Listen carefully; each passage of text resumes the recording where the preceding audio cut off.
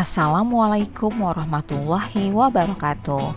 Hai sahabat pintar, apa kabar? Semoga kalian selalu sehat dan tetap bersemangat ya. Jumpa kembali bersama Bu Guru di YouTube channel Guru Mandiri. Pagi hari ini Bu Guru akan menyampaikan materi pelajaran untuk kelas 6, tema 5, wirausaha, subtema 2, kerja keras berbuah kesuksesan, pembelajaran ke-1. Namun sebelum kita mulai, marilah kita awali pembelajaran kita pagi ini dengan pembacaan doa terlebih dahulu. Anak-anak, usaha apa saja yang ada di sekitarmu? Bagaimana usaha tersebut bermanfaat untuk dirimu dan orang lain di sekitarmu? Anak-anak, silahkan amati gambar berikut ini ya. Di sini terdapat usaha fotokopi, potong rambut, dan juga usaha bengkel. Setelah kalian mengamati gambar, tuliskan hal apa yang ingin kamu ketahui lebih lanjut tentang kegiatan wirausaha pada gambar di atas dalam bentuk pertanyaan. Misalnya, apa saja hambatan ketika menjalankan usaha-usaha tersebut? Dan berapakah penghasilan yang diperoleh dari usaha-usaha tersebut? Selanjutnya, diskusikan pertanyaan yang telah kamu tulis itu, lalu tulis kesimpulan dari hasil diskusimu tersebut. Contohnya seperti ini, bahwa setiap usaha memiliki hambatan serta penghasilan yang berbeda-beda. Kemudian anak-anak jawab pertanyaan berikut ya. Sebutkan usaha-usaha lain yang kamu temukan di lingkungan rumahmu, yaitu warung penjual sayur, warung makan, warung kopi, butik, toko alat tulis, konter pulsa, dan juga salon. Selanjutnya, apa manfaat yang kamu peroleh dari usaha-usaha tersebut? Saya bisa mendapatkan hampir semua kebutuhan saya lebih dekat. Nah, anak-anak, perhatikan kembali ya gambar usaha fotokopi, pangkas rambut, dan juga bengkel sebelumnya. Sumber daya dan peralatan apa saja yang digunakan dalam usaha-usaha tersebut? Coba kalian jelaskan ya. Usaha fotokopi memerlukan mesin fotokopi untuk menjadi alat produksi utamanya. Kemudian, kertas berfungsi sebagai bahan produksi. Sumber daya manusia menjadi operator mesin fotokopi. Selanjutnya, usaha potong rambut. Yang dibutuhkan adalah mesin cukur dan gunting yang merupakan alat untuk memotong rambut. Kursi menjadi tempat pelanggan untuk duduk selagi dicukur. Dan sumber daya manusia menjadi operator dari alat cukur. Berikutnya, bengkel. Yang dibutuhkan yaitu perkakas dan spare part sebagai alat dan bahan usaha. Sumber daya manusia yang menggunakan seluruh perkakas untuk memasang spare part. Itulah peralatan yang dibutuhkan dan juga sumber daya manusia pada wirausaha tersebut. Nah, anak-anak, apakah seluruh sumber daya dan peralatan yang digunakan hanya berasal dari dalam negeri? Jelaskan ya. Jawabannya tidak, karena kebanyakan mesin fotokopi, mesin cukur, dan juga perkakas merupakan barang buatan luar negeri. Selanjutnya, apakah ada peralatan yang didatangkan dari negara lain? Jelaskan jawabanmu. Jawabannya adalah ada. Mesin fotokopi, mesin cukur, dan perkakas yang kebanyakan berasal dari negara lain. Dalam menjalankan roda perekonomian, suatu negara tidak dapat berdiri sendiri ya anak-anak, namun diperlukan kerjasama dengan negara lain. Salah satu contohnya adalah kerjasama di antara negara-negara ASEAN. Mari kita ambil contoh sederhana dari usaha yang terdapat pada gambar tadi, yaitu usaha pangkas rambut.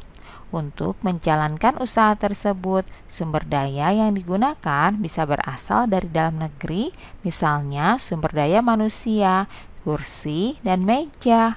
Namun ada juga sumber daya yang berasal dari luar negeri, misalnya mesin cukur dan peralatan lainnya. Begitu pula dengan usaha fotokopi dan bengkel. Sebagian sumber daya ada yang berasal dari dalam negeri dan ada pula yang didatangkan dari luar negeri seperti mesin fotokopi dan suku cadang untuk kendaraan bermotor. Anak-anak, kegiatan mendatangkan atau memasukkan barang dagangan atau komoditas dari luar negeri disebut mengimpor. Sedangkan kegiatan mengirim barang dagangan atau komoditas ke luar negeri disebut mengekspor. Nah, selanjutnya bacalah dan simak baik-baik wacana berikut ini. Ekspor batik terus meningkat. Kementerian Perindustrian menargetkan ekspor produk batik hingga 2019 mencapai 1, miliar US dollar atau sekitar 22,07 triliun. Berdasarkan data Kementerian Perdagangan, ekspor produk batik cenderung meningkat setiap tahun. Pada periode Januari sampai April 2015, nilai ekspor mencapai 81,8 juta US dollar atau sekitar 1,2 triliun. Ekspor pada tahun 2014 mencapai 340 juta US dollar atau sekitar 5 triliun. Jumlah itu meningkat 17% jika dibandingkan dengan ekspor tahun 2013. Batik Indonesia sudah diekspor ke berbagai negara ASEAN seperti Malaysia dan Singapura. Selain itu juga ke negara Amerika, Eropa, dan Australia. Wacana berikutnya yaitu Kasongan Bantul ekspor gerabah miliaran rupiah per bulan. Kalangan perajin di sentra kerajinan gerabah dan keramik Desa Kasongan, Kabupaten Bantul, Daerah Istimewa Yogyakarta mampu mengekspor berbagai macam kerajinan. Ekspor tersebut mencapai 80 kontainer per bulan atau setara dengan sekitar 6 miliar rupiah.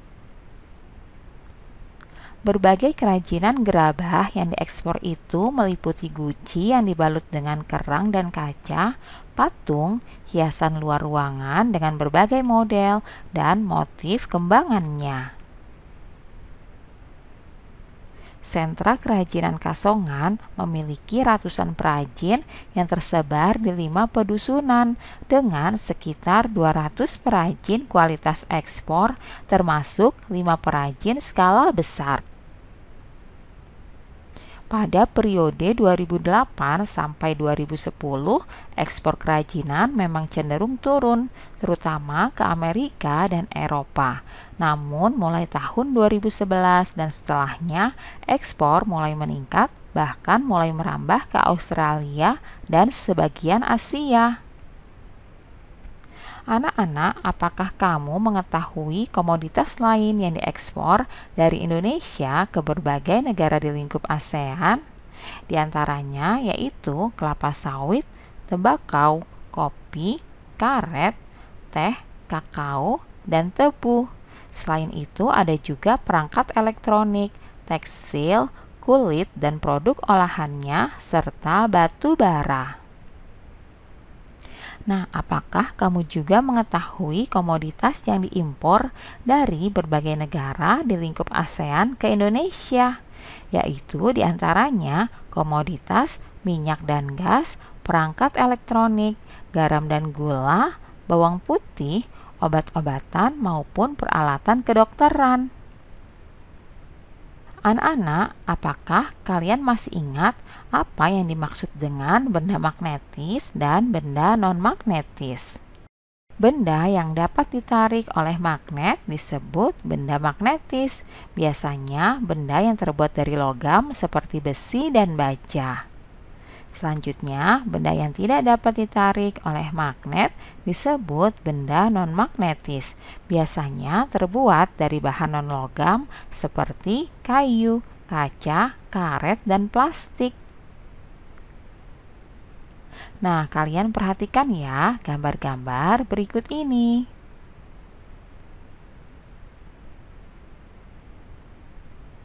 Amati gambar di atas tadi, lalu apakah kamu bisa memprediksi yang akan terjadi jika benda-benda tersebut didekatkan ke magnet? Tuliskan prediksimu pada tabel berikut ini ya. Nah, di sini sudah terdapat tabel yang kalian bisa tuliskan nama benda-benda tersebut, kemudian prediksi atau perkiraan apakah benda tersebut dapat ditarik atau tidak dapat ditarik oleh magnet. Prediksinya atau perkiraannya yaitu sebagai berikut. Pensil tidak dapat ditarik, peniti dapat ditarik, penghapus tidak dapat ditarik, paku dapat ditarik, penjepit kertas dapat ditarik. Selanjutnya, sisir tidak ditarik ya. Gunting dapat ditarik, batu tidak ditarik, kayu tidak ditarik, daun tidak ditarik, karet gelang tidak ditarik, dan juga kaca tidak ditarik. Nah, itulah prediksi atau perkiraan terhadap benda-benda tersebut apakah dapat ditarik oleh magnet atau tidak dapat ditarik oleh magnet. Selanjutnya, anak-anak, cobalah kalian melakukan percobaan terhadap benda-benda yang ada di sekitarmu. Apakah benda-benda tersebut termasuk kelompok benda magnetis atau kelompok benda non-magnetis? Namun sebelumnya, perhatikan langkah-langkah dalam melakukan percobaan untuk mengetahui benda-benda magnetis dan non-magnetis di sekitarmu ya. Berikut ini kita akan tentukan tujuan dari percobaannya, yaitu mengidentifikasi benda magnetis dan non-magnetis. Alat dan bahannya yaitu magnet, pensil, peniti, karet gelang, paku, penjepit kertas, sisir, gunting, batu, kayu, daun, kertas, dan kaca. Adapun langkah-langkah percobaannya yaitu yang pertama, ambil magnet. Yang kedua, dekatkan magnet ke benda-benda yang tersedia secara bergantian. Lalu amati apa yang terjadi dan catat hasil pengamatan pada tabel ya. Sekarang tulislah laporan percobaan pada tabel berikut ini. Nah, di sini sudah terdapat sebuah tabel percobaan benda magnetis dan non-magnetis. Tuliskan tujuan percobaannya ya, yaitu untuk mengetahui benda yang bisa dan tidak bisa ditarik magnet, atau benda magnetis dan benda non-magnetis. Kemudian tulislah laporan percobaan pada tabel berikut ini ya. Tuliskan alat dan bahannya serta langkah-langkah percobaannya. Kemudian tulis hasil dan kesimpulan percobaan tersebut. Misalnya seperti ini, bahwa benda yang dapat ditarik oleh magnet disebut benda magnetis. Biasanya benda yang terbuat dari logam. Contohnya peniti, paku, penjepit kertas, dan gunting. Sedangkan benda yang tidak dapat ditarik oleh magnet disebut benda non-magnetis. Biasanya terbuat dari bahan non-logam. Contohnya pensil, penghapus, sisir, batu, kayu, daun, karet gelang, dan juga kaca. Anak-anak, tahukah kamu bahwa wirausaha yang sudah berkembang pesat biasanya membutuhkan karyawan yang lebih banyak? Wirausaha tersebut dapat menulis iklan atau selebaran tentang lowongan pekerjaan untuk mendapatkan karyawan sesuai dengan kebutuhan. Di sekolah Edo akan dilaksanakan simulasi tentang wirausaha, yaitu siswa akan mempraktikkan jual beli di lingkungan sekolah. Untuk kegiatan tersebut dibutuhkan beberapa panitia. Bagi siswa yang berminat dapat mengajukan surat permohonan kepada guru kelas dengan melampirkan daftar riwayat hidup. Edo dan Siti berminat untuk menjadi panitia, namun mereka masih bingung bagaimana cara menulis daftar riwayat hidup. Anak-anak, apakah kamu mengetahui cara membuat daftar riwayat hidup? Ayo tuliskan daftar pertanyaan sebanyak-banyaknya tentang daftar riwayat hidup. Berikut adalah beberapa pertanyaan pada daftar riwayat hidup, yaitu yang pertama, nama lengkap, tempat dan tanggal lahir, jenis kelamin, agama, alamat, tinggi badan, berat badan, golongan darah, pendidikan terakhir, dan hobi. Itulah beberapa pertanyaan pada daftar riwayat hidup ya anak-anak. Demikianlah pembelajaran kita pagi ini. Semoga bermanfaat untuk kalian semuanya. Sampai jumpa lagi pada video pembelajaran selanjutnya ya. Salam sehat dan tetap semangat. Wassalamualaikum warahmatullahi wabarakatuh.